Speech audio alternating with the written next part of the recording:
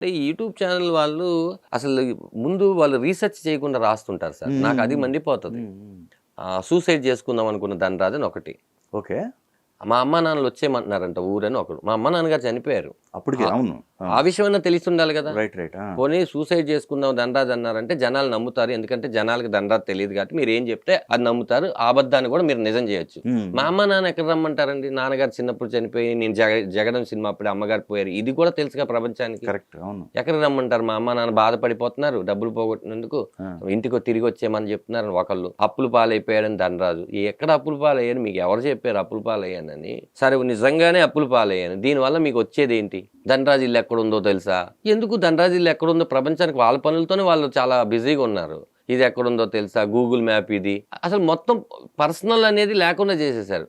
అంటే ఎలాంటిదంటే మనం ఇప్పుడు భార్య పిల్లలతో మనం సినిమాకి వెళ్ళడానికి కష్టంగా ఉన్న పరిస్థితులు సార్. మాస్క్ పెట్టుకొని వెళ్ళాలి. ఈ గుర్తింపు కోసమే మనం ఇక్కడికి వచ్చాం. దాన్ని మేము ఎంజాయ్ చేస్తాం. ఫోటోలు ఇవ్వడాలు అవన్నీ. కానీ వీటి వల్ల నిజమేనండి మీరు ఇలా జరిగిందా? అయ్యో మీకు మేము ఉన్నాం. నేను ఒక సినిమా చూసి అప్రిషియేషన్ పొంది ఫోటో దిగాలనుకుంటాను కానీ లేని బాధలన్నీ చెప్పేసి లేదమ్మా అదేం జరగలేదమ్మా ఇదిగో నేను బాగానే ఉన్నా మీరు ధైర్యంగా ఉండండి పలానా ఛానల్లో చూసాము. ఇది నాకు అర్థం కాని విషయం ఏంటంటే మీరు ఉన్నది ఉన్నట్టు రాయండి, తప్పు లేదు. లేనిపోని తీసుకొచ్చి పెట్టొద్దు. నాకే కాదు ఎంతో మందికి.